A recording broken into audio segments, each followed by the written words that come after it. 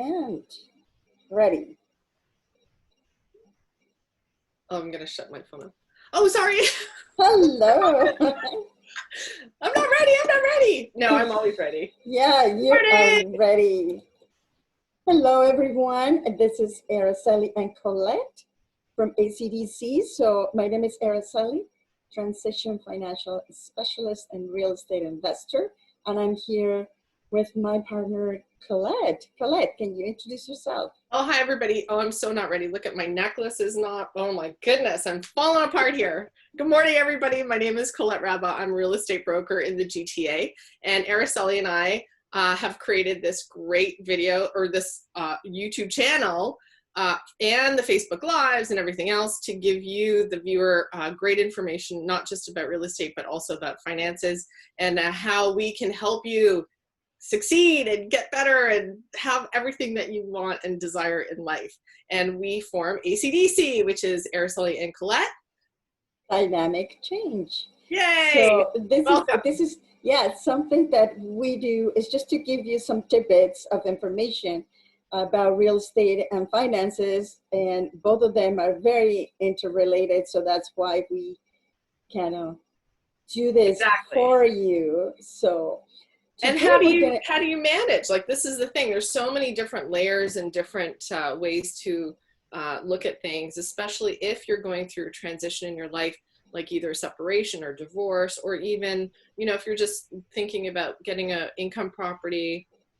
And we both have knowledge in both those fields. Yeah.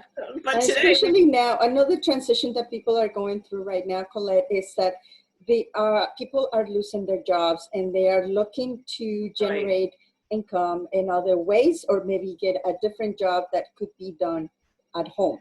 Exactly. And today, the subject, our talk is about power of sales or foreclosures here in Canada. So, and I'll tell you a little bit about it in the US, but today we're going to discuss more what is happening in Canada. What can you do? What is the difference between the two of them? Colette, can you tell us and explain to us what is the difference between the two of them? Well, okay, so this is kind of funny. This is a funny subject because Araceli and I were saying, hey, you know, what should we talk about today? And I'm like, I don't know. And we were sort of humming and hawing. And really, to talk about foreclosures in Canada, it really doesn't exist. So the way the government has set up the parameters of home ownership, it's not called foreclosure, it's called power of sale. So when you think of the protection that the government is trying to create by not saying there's a foreclosure, in the States, it's a little, well, I want to say a lot harsher. Yeah, oh yeah. Yeah, so when you think, oh, you know, yeah, I want a foreclosure. Yeah, this is great. I can totally, you know, screw it to someone and somebody's going to lose their house and I can benefit from it and I can get this deal. It doesn't happen in Canada. There is power of sale. There is something that when people do get underwater with their finances, with their mortgages, there is something that the lenders can do, and it's called a power of sale. So, and that's different than an estate sale. So we're not going to talk about that today. That's very different. But a power of sale is something that when you don't pay your mortgage, the lender can do something. So the first thing is, what is it, a notice of sale that they get? Yeah.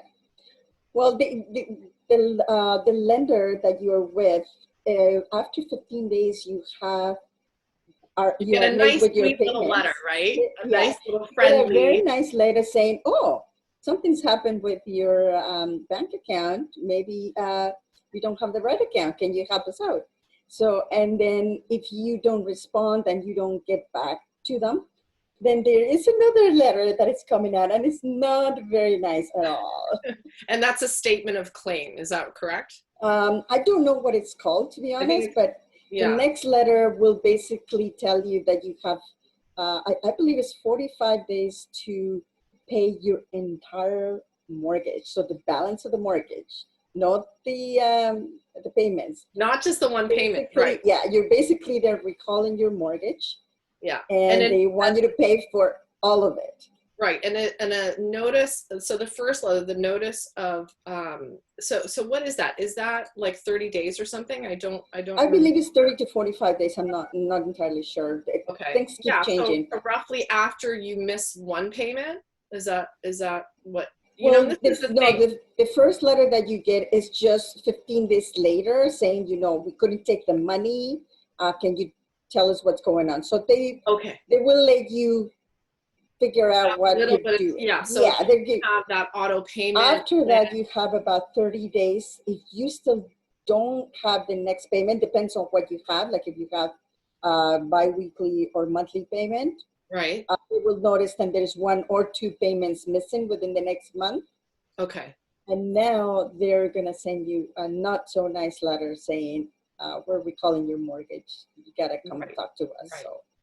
Yeah, so in the power of sale, the lender sells the property, and in a foreclosure, like in the States, the lender just takes the title of the property. Like your hands are tied. You have no choice here. But when it's a power of sale, the lender still wants to work with you and try and get you to continue on and keep your house.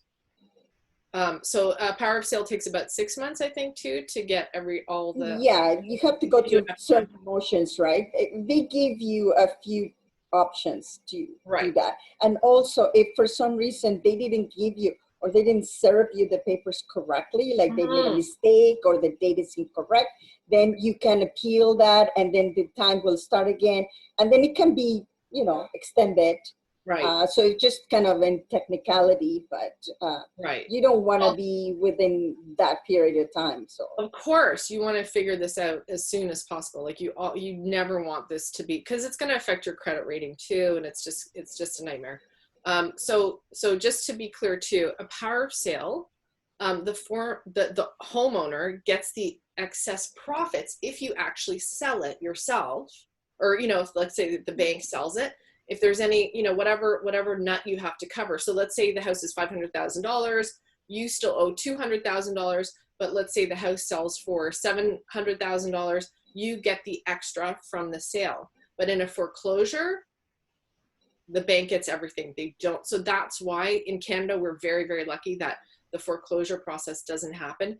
There are a few other terms and other wrinkles that go into things like that when you don't pay if you don't keep up with your payments. So we're not going to get into any huge detail like that. But if you feel like, especially if you're going through something like this, or you're thinking that you might have to deal with the power of sale soon because you aren't paying, you can't afford to keep your house.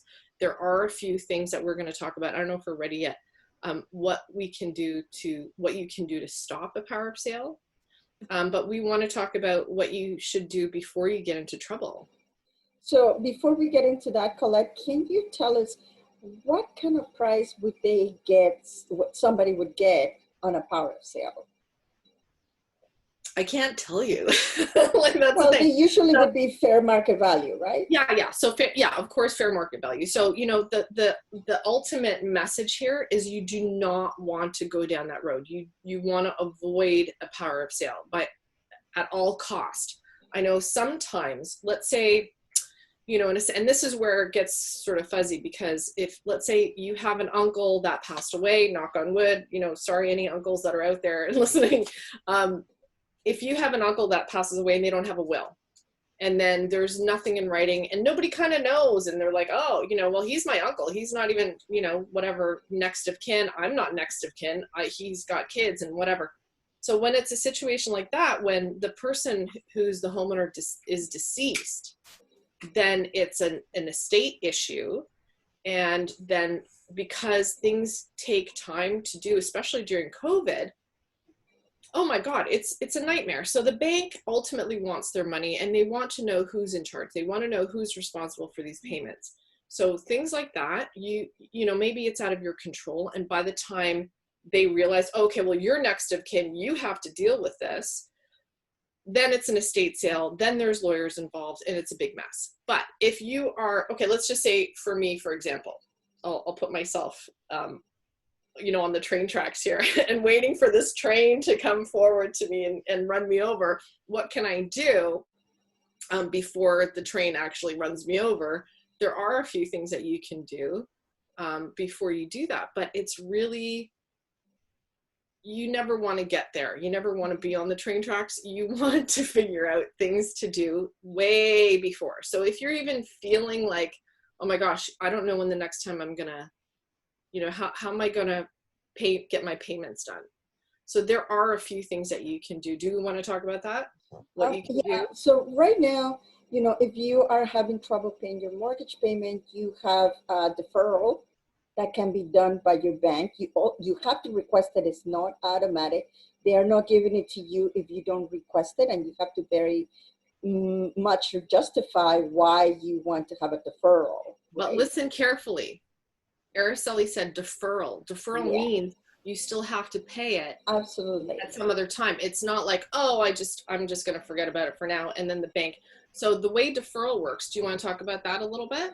Well, the deferral is you are kind of forgiving the payment, but the payment is put on top. It's not forgiven.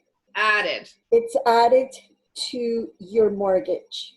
To the end. Because exactly. It's to the end of the mortgage. It depends on the institution. I'm not going to talk about details on how it is done because each one of them has different ways to do it. But at the end of the day, if you defer 1 or 2 months, whatever payment it was due, it's going to be added to the amount that you owe.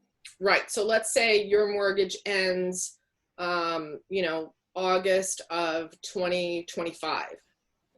Then how much deferral you need per month, that will end, let's say in December 2025. Mm-hmm. So that's how it's added, to really be clear on it. It's not forgiving, oh, we're just going to forgive you. Like, who does that? No, I don't feel like paying. No, the bank. No, the bank, and so what happens is that your mortgage will be extended because it's not only the payment. They will charge you an administration fee, and also there will be interest on top of that. Right. So you have to be very, very careful. And that's why if you don't have to do it, don't do it, because it in the end, it's going to extend your mortgage. So the time that you're going to be in debt, plus you're going to have the extra payments to do. So I don't recommend that you do it if you don't have to do it. Right. But if everybody, Araceli, she's the financial person here, and I have to admit that I'm not great with my finances. I don't know why. It's just not how my brain works. I'm getting better. I have to admit. So when I think, and we've talked about this too, I'm sure we've talked about this on different episodes, but when it comes to your finances, you should treat it as a business. So really you have to look at how much you're spending. You have to look at how much you're what's coming in and what's going out. Pretty simple. It's very, very simple, but it's not easy. Okay. No, and people just don't want to do it, right? Like it's like, I don't want to do it. I like spending. I like going to Starbucks and spending $20 on coffee every day or whatever it is, right? It just takes work, like everything, right? Exactly. So it takes work and discipline. After you have decided what you're going to be spending, then you have to stick to the plan, right? Right. And anybody who wants that financial freedom in their lives, they have to do it. And, you look at anybody who is successful, not just in business, but in life in general. And it's a formula, and it has to be, unfortunately or fortunately, we have to follow a formula to get ahead in life. So this is something that, when we really talk about this, I have to say it to myself too. Like, if I want something, I can't just magically think, oh, okay, pie in the sky, I want to, own another business, or I want to own another Airbnb. Do you like my background, by the way? So that's kitchen at my B&B. But nice. I'm just saying, when it comes to having dreams, financial dreams, I have a problem with that. I like to call them goals. So this all comes down to the same thing. We have to keep track of our spending. We have to keep track of what's coming in. If you are feeling the pinch because you are either not working or you can't make your mortgage payments, there are things you could do now before you get into trouble. So let's talk about that. Both of us really like the idea of renting out our spaces. So even if let's say I'm in trouble and I really want to keep my house, first of all, I'm going to fix up my basement. That's probably the biggest piece of, real estate within my house that I can rent out. Check your local laws, make sure that you're doing legally. You want to make sure it's safe. You want to make sure that You have insurance too, that your insurance covers a renter in your own house. That's one thing. I think another thing too is go talk to your mortgage lender and see what your options are, right? That's right. You So can get a second. yeah, Sorry. one of the things that I wanted to point out, some people don't track their finances very detailed, right? Yeah. I am extremely detailed, I think more than anybody else, but because I actually have a budget that goes a year ahead. So Wow. I know exactly when I need more money, so I don't have to run out and go and dip into my credit card or my line of credit, right? Right. So people that don't have that kind of a sophisticated way to know ahead of time when you're going to run out of money. If Right. you feel that maybe you have lost your job and EI is not very much, right? So it's, let's say that you're barely making your payments and you're dipping into your line of credit, and you know that this is coming and you're not able to maybe get the same job, or maybe you're not going to be recalled to the Right. same job. Right. So what are the chances of you getting another job soon enough? So before you get into a lot of trouble, try to talk to somebody like myself, and we can figure out what your budget is, what things can be done. And before you get into too much trouble with the bank or anything like that, you can still go to a mortgage lender and get a refinance or get maybe a second mortgage, depending on the situation, right? Before you get into a lot of trouble. So what happens is people that leave it for too long, then you have very little options. And then it's going to cost you more in the end. So the Right. sooner you can see that it says, oh my God, I think I'm going to be in trouble. Also talk to a realtor to find out, how long you've been in the house, how much you can sell it for, is there equity, what are the options, just in case you need to make that move. Oh, for sure. Don't leave it to the end. Right. Both of us can give you a few, an hour consultation, free consultation, completely to just kind of give you some Free? options. That's Yeah, crazy. I know. Yes, Because that's you know right. what? We want to help people right now Of to course. Of course. make the best decision. Whether you hire us or not, at least you have something to go forward with. Right. And even, it's really not something that saying it's a free consultation. It is a free consultation because we, expect you to keep us in mind if you actually have to Really. sell or, to do your financial planning. Like this is something that it is a service that we offer. And also, I had this kind of background to really look at a house to say, you know what you can do to tweak your house to actually make it rentable. Mm-hmm. And separate this part of the house, or do this or do that, Mm-hmm. and give you some ideas on what to do. So even though we're saying it's a free consultation, there's a lot of value in that, in both what we both have to Absolutely. offer. And just to know what, if you do have to go down the road of power of sale, like you really need a letter of opinion to say, we think your house is worth this much. Because why would you just believe the bank is going to give you, market value? Like their market value could be who knows what, right? So, so always talk to, and if I'm not your local realtor, if I'm not in your area, call a local realtor, look around, see who's selling in the area, and they will give you, letter of opinion. It's not legally binding because we're not lawyers. We can't really do that. But when it comes to just your, we have proof. It's just a start point. Yeah, a starting point to say, okay, and the way we do a letter of opinion is based on recent sales.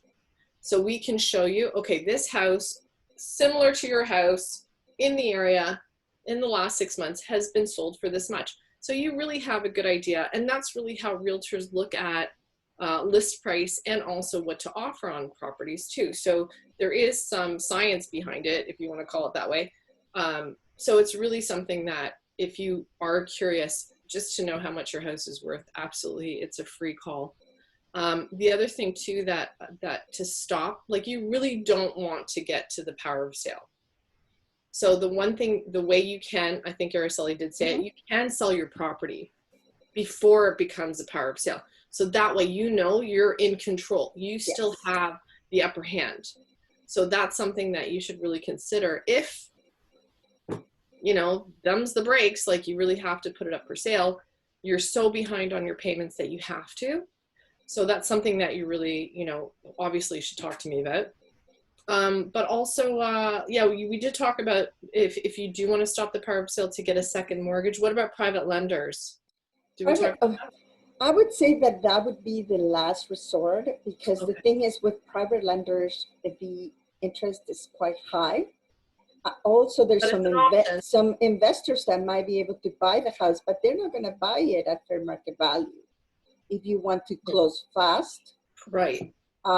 they will be able to rescue you, but it's going to cost you quite a lot of what the fair market value is. So Right. And the other thing too is like when you think of something like a reverse mortgage too, if you're of a certain age and you're not, let's say you're not working, but you've run out of money, and this is something that you think you are going to have a power of sale in your house, a reverse mortgage might be a really good idea for you as well. So, you know, you can talk to mortgage agent or your lender about that as well. That's a whole other subject, but I just thought of that too. Like you could do a reverse mortgage, and that way you can stay in your house for a period of time as well. And the way the markets are right now, like because of COVID, it hasn't really slowed down. People are still, you know, there are lots of people that are still working. There are people that are still excited to buy, and there's still very low inventory in the GTA. So when it comes to putting your house on the market right now, it's actually a pretty good time to do it. You'll get, you know, a really good price for your house, as opposed to what might be coming. You know, there's no crystal ball here, but what we think is coming is, you know, those people that have been out of work for so long, either because the businesses have shut down or just, you know, they haven't continued.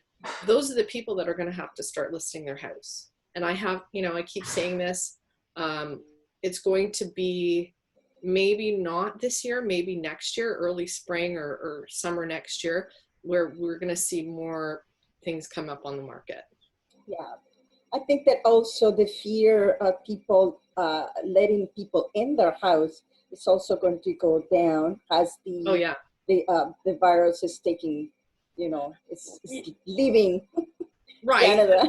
Yeah, it's like that's the thing. It's not really leaving, but we are in that kind of, you know, like the dominoes have fallen already. So now we're on that path of knowing how to manage a listing and how to show a house and how to do, you know, the virtual tours and things like that. Like now the industry has caught up to, you know, what it means to list a house, how to show a house, you know, not to have overlap. Let's say, for example, not to have overlapping viewings. So only one agent at a time, you know, only certain clients at a time, even limiting the days of how many showings, because people don't want to clean their house after every showing every day. No, absolutely. Yeah. So if you think like the seller, how would you like to have people walk through your house? Lots of vacancies too. People are moving first, then putting their house on the market. I love showing houses that are vacant, and it's more common in the States than in Canada. Because people don't like to do that, you know, bridge financing or an overlap of their finances and pay on two properties. It's very unlikely, you know, people can afford that. So unless you're going, let's say, you know, you have a house, you own a house, you move out to a rental, and then you can, you know, put your house on the market. So there's a lot of ins and outs on that, but you know, that's a whole other show. That's right. So in summary, we just wanted to let you know that if you think that you're going to be facing some kind of financial trouble, please contact us before anything happens, because then we have a little bit more options to give you. Many, maybe possible different ideas that can help you if you are going to be in the need of maybe selling your house, or maybe adding a living space so you can rent, so you can keep it. There is a ton of options, but if you don't do it early enough, then you have less and less options as you move farther down, right? Right. Just wanted to give you a little bit of an idea, because I do buy a lot of foreclosures in the US. So it's just a little bit of a difference between what I've seen in Canada versus in the US. I have a question for you. Yeah. When you see a foreclosure in the US, do you think, ooh, it's too good to be true? Like, And this so, is crazy. sometimes it is. You do have to do your due diligence Yeah. with everything, because some houses, they're really overpriced for what you get, but some of them, they're really, really good price. Actually, the very first foreclosure that we bought, it was like, we thought that, that because you're not able to go inside the house before you buy it, Yeah. you only can go by what you see outside. We really thought that maybe we bought a lemon. I don't know. It was too good to be true, but we did buy it. I think it was around the $40,000 mark, and we needed very basic repair. The house was impeccable. It was it was renovated not too long ago. Wow. We just changed carpets, repaint the house, and fixed the pipe in the basement, and that was it. Right. So we made quite a bit of money with that house, but it's not the norm. We really got lucky on that one. Right. So the difference between the foreclosures in Canada versus in the US, as Colette said, they're not called foreclosures. In Canada, they're called power of sales. And that is when you stop paying for your mortgage. And usually the house gets sold at a fair market value. Right. And the foreclosures in the US means, really, if I'm not mistaken, the lender takes title of the property and that's it. You do not have a chance. Does that owner actually have a chance to come back and pay it out before? They do. Okay, so the way that it works, there's two different types of foreclosure. The foreclosure in which you stop paying your mortgage. That is the lender will initiate the foreclosure. Okay. Which is in this case the bank. Okay. And they also a tax foreclosure. So that means if you own the property and you don't pay your taxes, the city will take your property. So it also depends on what county and area you're in. They have different rules about the length of time that would they take possession and they're able to sell it. So we love tax foreclosures because sometimes a house, you owe $10,000 and the property is worth $70,000, $80,000 and you only have to pay the taxes. That's crazy. And that is something that you will never be able to do here in Canada. No, you'll never. But then, so let's just go through the process. So you say yes, and you win the bid, and you go and you pay the taxes on the house, and then you take possession of the house. But in between there, is the owner like, can something happen in between that the current owner can actually pay the taxes, and then you're done? You're locked? The owner has a 30-day right of redemption, at least where we buy in Ohio, right? Okay. So let's say that you lost your house at an auction and I bought it. But in 30 days, you get either a private lender or you get the bank to lend you the money that you owe. Right. It doesn't matter how you get the money. Okay. You go to the county. Sold my body. Yeah, that's right. Well, let's not do that, okay? I sold my children. No, I'm kidding. Yeah.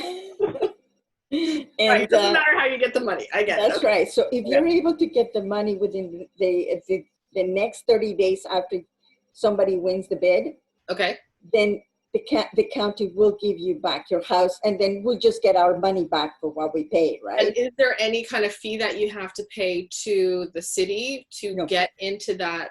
Okay. Oh, you have to have a deposit to come in and buy. Okay, but the deposit comes back to you 100%? Comes back to you if you don't pay the rest of the money. So let's say that I change my mind, I don't want to pay, I don't want to buy the house anymore. If you already bid and you won the bid, then those $5,000 are locked there until you actually close. Yeah, close that's okay. On the house, right? But if there is a right of redemption and the rightful owner comes back within 30 days and pay their fees, then they'll give you the money back because it's not your fault. Right. Okay. Yeah. Okay. So those are the things that are very, very different. Of course, in whether it's a power of sale here in Canada or in the US, you still have to do your due diligence. And there's ways to do it. So you have to contact a real estate agent or contact Colette to find out if you want to buy a power of sale, if you've seen it. There's a few of them around. but believe me, sometimes there is no deal. People No. think that because the label is power of sale, they're going to get a deal. It's Right. not like that at all. And let me give you a little bit of a tip on a power of sale, and this goes for an estate sale too. You have to go in strong and clean. So that means no conditions. You want a fast closing. Mm-hmm.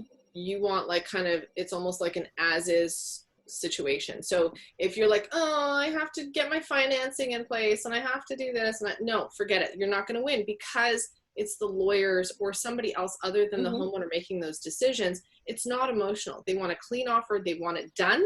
They want it off their desk. So if you can go in a power of sale or even an estate sale like that, it might not even be the highest and best offer. It's the best offer based on clean, how clean it is, no conditions, no questions asked, just take it over. And that way you have to know what the house is worth before you go into something like that. Because, you know, nobody wants to overspend on anything, like on any situation. That's something, so that's something that, you know, it's a little bit tricky, and you really have to know your numbers. It's not for it's really not for the first time home buyer situation. You have to really know what you're doing, and you have to have deep pockets, because if, and there's no going back. There's no, oh, you know, maybe they'll come back and say, do you have a little bit more, you know, like when we have multiple offer situation on a regular sale, then you can say, oh, you know what, the listing agent will call and say, do you got any more money? Or can you change the closing date? Or can you waive this condition? It doesn't happen with the power of sale. No. One time, best offer, done. And you have to be okay with the outcome. Yeah. And you have to be ready. Yeah, you have to be ready for the deposit. You have to be ready to close. With everything, yeah. So it's a little bit faster sale, but at the same time, it's not usually the best deal. So just be careful with that. Don't be fooled by the title power of sale, because in Canada, by law, we're supposed to sell the property at a fair market value. And we're because nice of the Canada. I know, and because of the conditions of the power of sale, like Colette said, it's done through a lawyer. They really just, they won't even look at you. They'll just look at the paper. This is the best one, the fastest one. Let's get rid of it. Done. Right. So, Now, I'm sure in the States too, like they're, you know, the either the city when it's a tax sale, or when it's a different, you know, foreclosure, it's not the homeowner that is emotional about it. Like, oh, let's look at all the offers. No, it's straightforward, highest and best offer, cleanest, take possession as soon as possible, right? And that's it. And just don't bug me, you know, sort of thing. Yeah, that is correct. And remember, you have to be ready. You have to do your due diligence, because sometimes you bid and you get outbid really quickly. Because obviously the best houses go faster at a higher price, like anything else. But you do have to do your due diligence and see how high you can go. Right, and that's why you deal with somebody like Araceli. If you are interested in getting a foreclosure in where she is buying in the U.S., because for you to know, you know, even the people that you're bidding against, these people know what they're doing. They've been doing this for, you know, sometimes years. They know what the market value is. They know how to assess a house. They've done all of their work beforehand. They're not flying by the seat of their pants just because it's exciting. And, you know, we see those auctions on TV and stuff like that. This is not the time to mess around.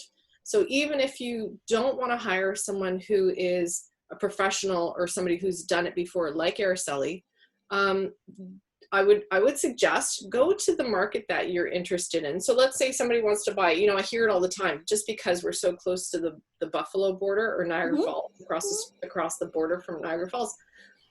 If you want to buy in that area for whatever reason, the location seems good to you, then don't make an offer, but when the border, obviously the borders aren't open right now. So do your research now, go online, go do your research. You know, maybe shadow somebody, meet someone down there that's been doing it before. There's ways to do it. Select an area. Even for us, like we attended oh, I don't know how many auctions before we even bid on Exactly. anything, Right. because we That's wanted exactly to kind of see, you know, how strong the market was. And now it's getting, well, it was in the past, right? Like now we haven't been able to go. right. And they're starting to move the auctions online, which is a little bit tricky there. Well, yeah, and if you buy it, bidding, you right? can't physically take possession. How are you gonna? You might Well, need a rep. Maybe that's something that you should be looking into, getting a representative down there. I know you have other realtors. yeah, we do have that, but the thing is, to me, when it comes down to real estate, you really need to see it. And at the end of the day, my partner and I decide what houses we're going to bid on. I don't want to rely on somebody else's eyes for that. Right. I can just tell them to bid on that house, but I want to personally see the house, because there's certain things that we know that we just don't want, right? Right. And I don't know how much this person is going to look into it, right? Well, yeah, and what's your when do you? I mean, like nobody has the answer, but when do you think borders are going to start opening? Do you think it's going to even? I don't know. I'm hoping by the end of the year. Yeah, it's so crazy. Like it even depends, because the thing is, now Canada is getting a lot better with the virus control, but the not States the is state. not. So Right. that's what they don't want us to go back, to go Right. there.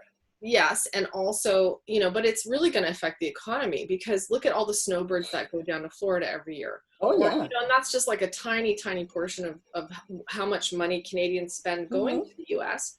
So it's going to be very interesting to see what kind of house sales are going to happen in the U.S.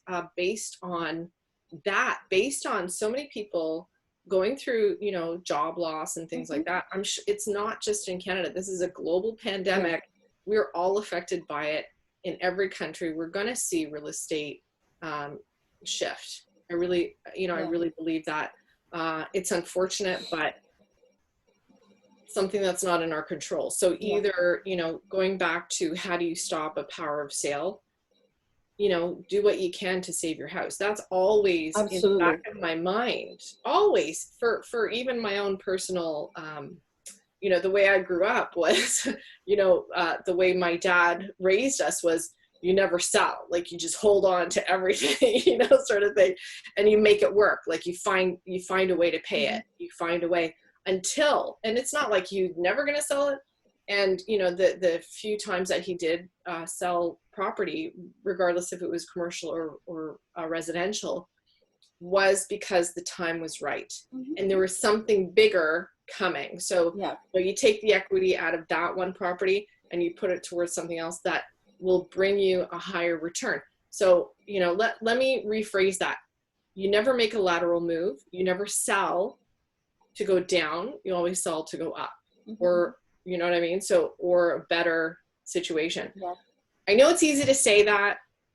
Most of the time, you know, things happen in life, and you know, but it all comes down to your financial stability and your financial situation. So that's why the sooner you can get into a plan, the better.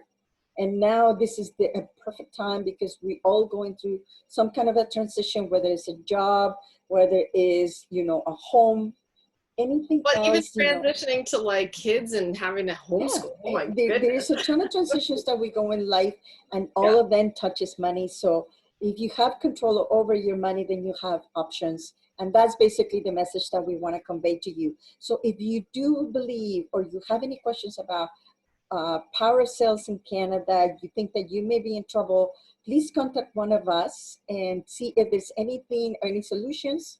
Maybe we can see something that you don't see. Exactly. So that's what we're here for. So to offer Call our the opinion. lady. She's really smart. She's really smart. I tried. Yes. No, I'm really happy. Sorry, I'm pointing the wrong way. Is it this way? No, it's the other way. Oh, okay. I was right. Okay. I know, because the same thing. So if I go this way, it's backwards in my screen as well. So right. Whatever. You know, the lady beside me. Yeah, is really that's good. Right. And the thing is, if there's anything that can be done to convert your house, please contact Colette. She's wonderful with that. She gives you ideas and maybe things that you couldn't think about. So and even, you know, contractors, or what you can do yourself without hiring a contractor. You know, there's certain ways, and depending on your municipality too, what's allowed and what's not allowed. So, you know, I'm not saying it's something that I know everything about, but I can absolutely point you in the right direction. Okay, so that's great. Well, thank you, Colette, for talking to me about the power of Thank you, Araceli. Thanks for foreclosures. pushing me to talk about something I didn't really want to talk about. But this is good. This is good. People would want to know this information. So, and that's what the channel is for. So, any questions or any comments or anything that you specifically want to talk about, let us know, and we'll make an episode about that. Okay. So we will see you next week. Thanks for joining us. Bye. Bye, everybody.